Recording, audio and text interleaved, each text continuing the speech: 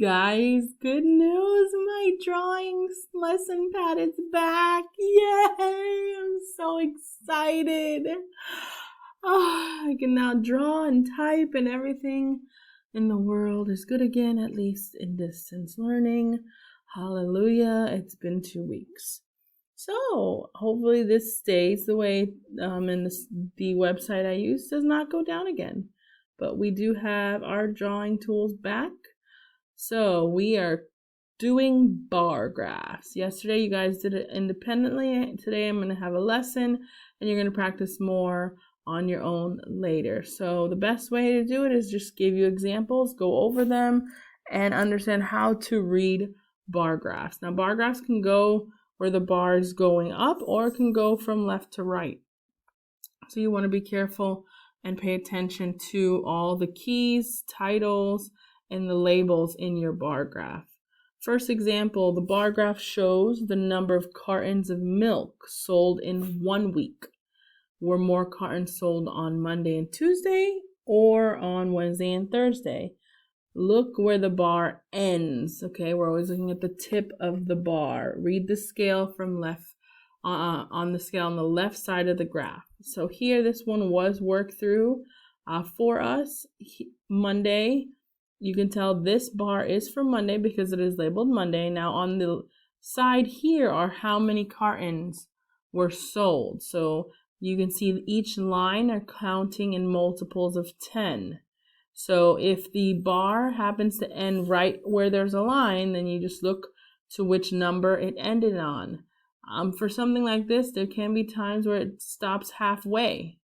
Well, what's between both of those 10s? You want to think like that.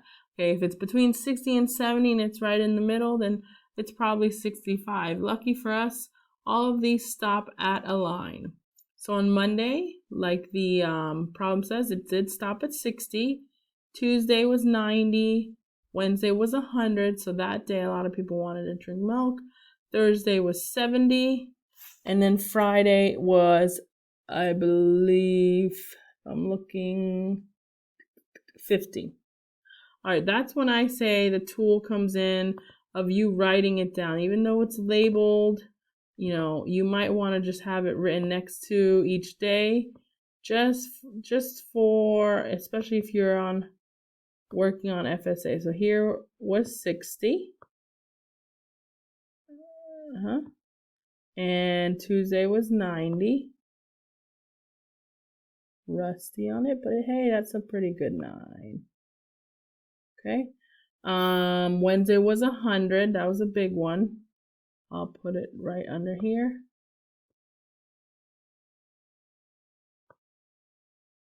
Okay. Thursday 70. And Friday was 50. All right, 50. All right. So let's answer the question.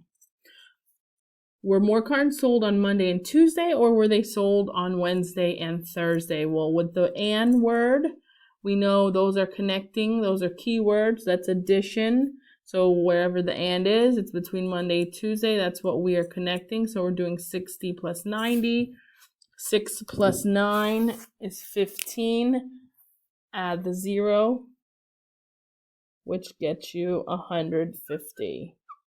So for Monday and Tuesday, they sold 150. Now for Wednesday and Thursday, we have 100 plus 70. So we have 170 for Wednesday and Thursday. So Wednesday and Thursday had more milk sales. Now let's answer the questions here. How many cartons of milk were sold on 2 days with the least number of cartons? Well, first you need to find the least number of cartons, so the 2 smallest numbers, which would be 60 and 50. So 60 plus 50, 110, and that is my 0. I know it looks pretty bad, but it's 110. How many cartons of milk were sold in all? Keyword again.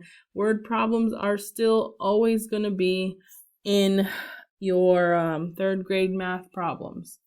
So even if we're not doing two-step problems right now, it is a word problem. You still need to know your keywords. In all means add all the numbers up together. Since there's more than two numbers, I like to, and I've told you this strategy, pair them up and then add them if you're more comfortable with that. Well, we already know what two of them equal 110. 60 plus 50 is 110. And then we have 100. So I'm going to add those and I'm going to get 210. Well, 10 is like the same. How many 10s do you need to make another 100? We need 10 10s. Well, if we have 210, if I add 90 to 10, I get another 100. So now I'm at 300. Plus 70, 370. And you want to see how I broke it down here? I will show you. But you start little by little. 110 plus the 100, which got us 210. Then we added the 90, because 90 and 10 will equal another 100. And then we added the 70, which got us to 370. So our final answer for this one is 370. Let me see if I work my finger. Ooh, my finger works better. I'm glad I have a touch screen. Okay, so we'll do that from now on. Next page. All right, let's look at this. This is a different kind of bar chart. The data is going from left to right instead of up and down. This is now paying attention still to the labels. Here on the left side of the bar graph is the type of lunch. So we have pizza, hot lunch, salad, or sandwich. So this is what lunches did they buy when they went to the cafeteria. On the bottom here is our numbers, which is the number of students who bought what. Now, before we even get started with the questions, we're going to label and see what our numbers are. Pizza is 8 and 10. It stops at 10. So pizza is 10. Hot lunch is at 4. Salad is at 6. And sandwiches are at 8. So those are all the individual counts. Right now, poking out, I see 6 and 4, which makes 10. I see the other 10, that makes 20. So now I can quickly add it all up, and I know before I even answer any questions, 28 kids voted. Now I can look at the questions. Students bought the same number of pizza lunches as blank and blank together. Oh my gosh. Well, it's like they're reading my mind. Well, pizza was 10 votes. What other two foods, when we add them together, because and is a keyword for adding, will get us 10? Well, if you said 6 and 4, you are correct. Now, the answer here is not 6 and 4, and if you were to put 6 and 4, you would get the question wrong. They're asking which food, so you want to make sure you put salad and hot lunch. I'm just going to put hot. Okay, next question. The number of salads bought is 2 less than the number of blank bought. So they're saying the number of salads that were bought, which was 6, is 2 less than the number of what bought. So we're looking for something that had 2 more. Even though it says less, actually, let me reread that.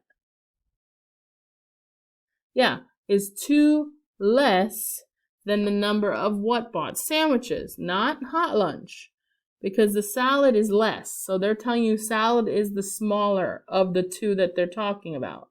So which one had 2 more? So this one here is sandwich. Okay. Next one. Miss Duddy counted the jars of paint that are in the art room. She made a bar graph to show the data. Now looking at the bar graph, the bottom information are the colors. The side information are the number of jars. So right now, just by looking, we have 9 red. We have 12 yellow. We have 15 blue. And we have 6 white. Just to get our count. And let's answer the questions. Or let's get the total. Just always get the total. It's no harm. Total. Well, let's see. We have 6 and 9. We need one more to make a 10, so that would take that. That would be 10, leaving 5 left over. So that's 15 right there. 15 and 15. So we have 15 here, and these two equal 15. That's a double. 15 plus 15 is 30. Plus another 10 is 40, plus the 2, 42. All right, that's how many total jars she has. Now let's go ahead and answer the questions. There are as many jars of blue paint as jars of red and white paint combined.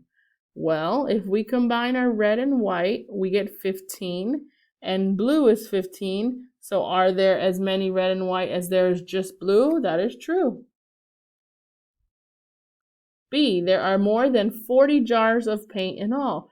This is why I say writing your numbers and adding the total ahead of time sets you in a good position to answer the questions, because here we already have our total. Are there more than 40 jars of paint? Yes, there's actually 42. True. There are fewer jars of yellow and red, so when you hear that and, they're asking for the combined number, not one and one separately. So there are fewer jars of yellow and red. So yellow and red, we first have to find out what do yellow and red equal. Well, yellow and red is 9 plus 12, which is 21. Okay? There are fewer jars of yellow and red than blue and white. So we're going to be comparing those two plus these two. Well, 15 plus 6 is 21. So is it fewer or is it equal? Looks like they're equal, so it doesn't mean they're fewer, so this is false. If it's equal, it doesn't mean less.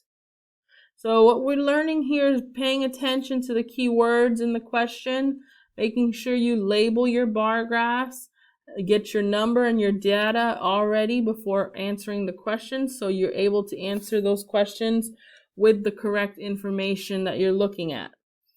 That's it for today. Go ahead and practice the bar graphs in the independent practice. There is no exit slip. There is a science video that you can do a home experiment. And other than that, I'll see you guys Friday. Bye.